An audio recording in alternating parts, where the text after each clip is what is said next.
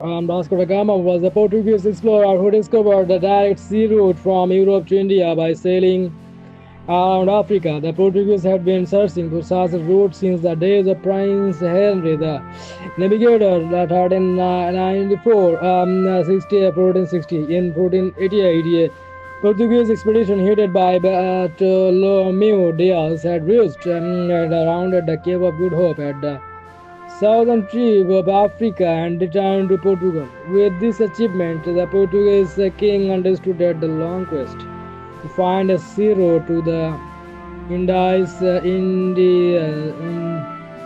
Indies was now near success. However, there were various delays, and it was not until 1497 that the expedition to the Indies actually set forth to head an expedition. The king selected Vasco da Gama, a minor aristocrat who had been born in about 1460 in Sines, Portugal. Da Gama set out on July 8, 1497 with 4 ships under his command and a total crew of 170 men, including interpreters who could speak Arabic. The expedition first proceeded to the Cape Verde Islands, then rather than following the coastline of Africa as Diaz had done, Da Gama sailed almost due south far out into the Atlantic Ocean. He proceeded south for a long way and then turned east to reach the Cape of Good Hope. It was a well-chosen route, faster than following the coast down, but it required much more daring and navigation on a scale. Because of the route he had chosen, the Gama's ships were out of sight of land for an astonishing 93 days, more than 2.5 times as long as Columbus' ships had been. Da Gama rounded the Cape of Good Hope on November 22 and then sailed to the east coast of Africa. On the way north, he stopped at a few cities under Muslim control, including Mombasa and Malindi, in present-day Kenya. In Malindi, he picked up an Indian pilot who guided him on a 23-day run across the Arabian Sea to India. On May 20, 1498, about 10 months after his departure from Portugal, Da Gama arrived at Calicut, the most important trade center of southern India. The Hindu ruler of Calicut, the Jamurian, at first welcomed Da Gama. However, the Jamurian was soon disappointed by the cheap goods that Gama offered him as gifts. Disappointed by. Combined with the hostility of the Muslim merchants who had previously dominated trade routes of the Indian Ocean, this prevented the Gama from concluding a trade treaty with the Jamurian.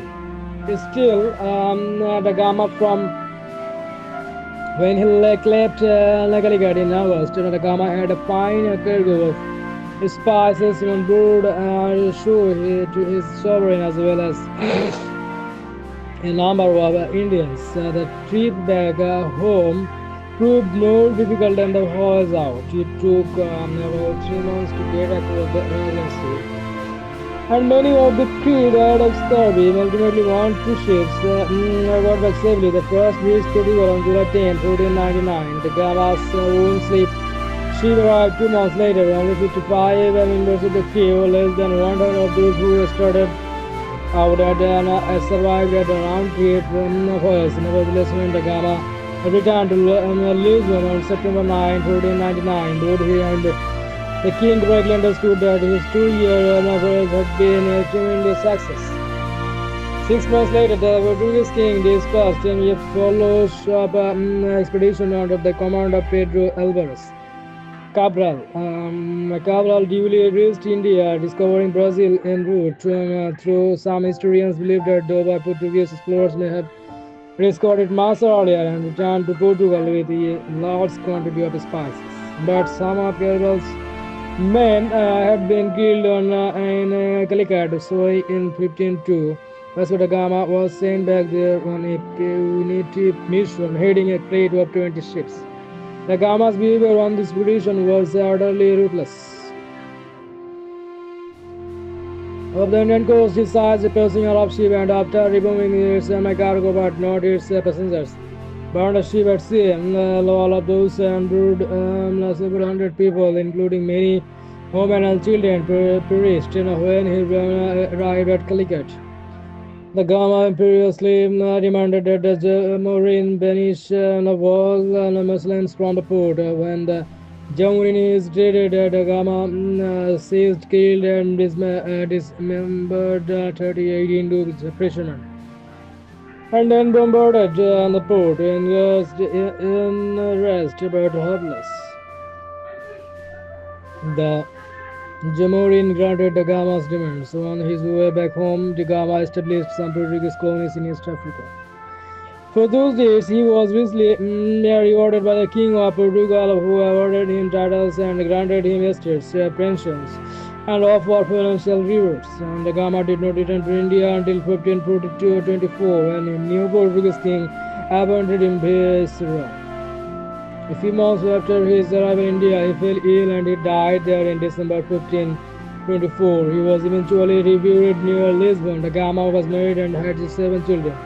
The basic significance of Vasco da Gama's voyage is that he opened a direct sea route from Europe to India and the Far East. The effect of this was felt by many countries. In short run, the greatest impact was upon Portugal through control to the new trade route to the east. This formerly poor country on the outskirts of the civilized world soon became one of the richest countries in Europe. The Portuguese rapidly built up a substantial colonial empire and to along the Indian Ocean. They had outposts in India, Indonesia, and Madagascar on the coast and the east coast of Africa and elsewhere. This, of course, was in addition to their earnings in Brazil and to their colonial empire in West Africa, which they had begun to develop even before the Gama's voyages. The Portuguese succeeded in retaining several of these colonies until the last half of the 20th century. Vasco da Gama's opening up a new trade route to India was a severe setback of the Muslims. The Muslim traders that had formerly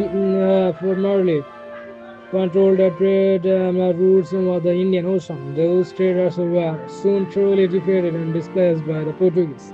Furthermore, the overland trade routes from India to Europe fell into disguise because the Portuguese sea road around Africa was cheaper. This was injurious both to the Ottoman Turks and to the Indian trading cities, such as Venice that had formerly controlled the eastern trade. However, this meant that goods from the Far East were a good deal cheaper than they had been previously.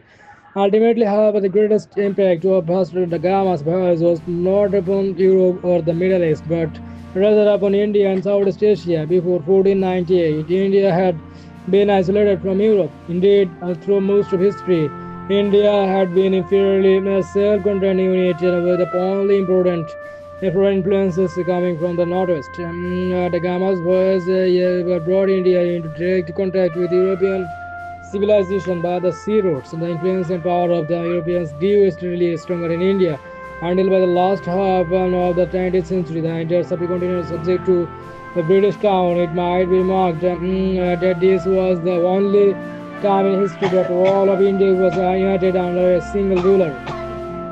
As for Indonesia, it fell first under European influence and then under a complete European control. Only in the mid-20th century it did seriously gain autonomy. The obvious person with whom to compare Vasco da Gama insists to Columbus. In some ways, the comparison favors da Gama. His voyage, for example, was a far more impressive achievement. It was very much longer than Columbus, both is in both distance and duration. More than 3 times as long, in fact. It required far better navigation. Columbus no better how forward towards Ceylon, but I could hardly have missed another new world. Whereas da Gama could easily have missed the Cape of Good Hope and gotten lost in the Indian Ocean. Furthermore, unlike Columbus, da Gama succeeded in reaching his original destination. It might be argued, of course, that Vasco da Gama did not discover a new world, but merely made contact between the Europeans and a region already populated. The same, however, is true of Columbus. Columbus's voice ultimately had a tremendous impact upon the civilizations pre-existing in the Western Hemisphere. The Gama's voice ultimately resulted in the transformation of the civilization of India and Asia. In gauging the relative importance of Columbus and da Gama, it should be remembered that although North and South America are enormously larger in area than India, India has a larger population than all the countries in the Western Hemisphere combined. Nevertheless, it seems plain that Columbus was vastly more influential than Vasco da Gama. In the first place, the voyage around Africa to India was not prompted by any suggestion of Vasco da Gama. The Portuguese king had decided to send such an expedition long before he chose Vasco da Gama to head it. Columbus's expedition, however, had been instigated by Columbus himself, and it was his persuasiveness that induced Queen Isabella to finance it. Had it not been for Columbus, the New World, it surely would have been discovered. Eventually, might have been discovered substantially later and by a different European country. On the other hand, had Vasco da Gama not lived, the Portuguese king would simply have selected another man to head the expedition, even if that man was incompetent and failed.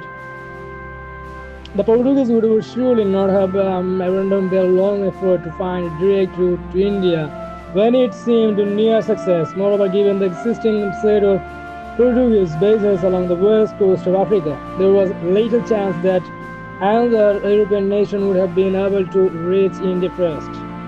In the second place, European plans on India and forest was not nearly as overwhelming as European plans on the Western Hemisphere. The civilization of India was eventually vastly modified by its contact with the West. However, within a few decades, Columbus's birth, the major civilizations of the New World were virtually destroyed. Nor is there any parallel in India to the creation of the United States of America in the Western Hemisphere.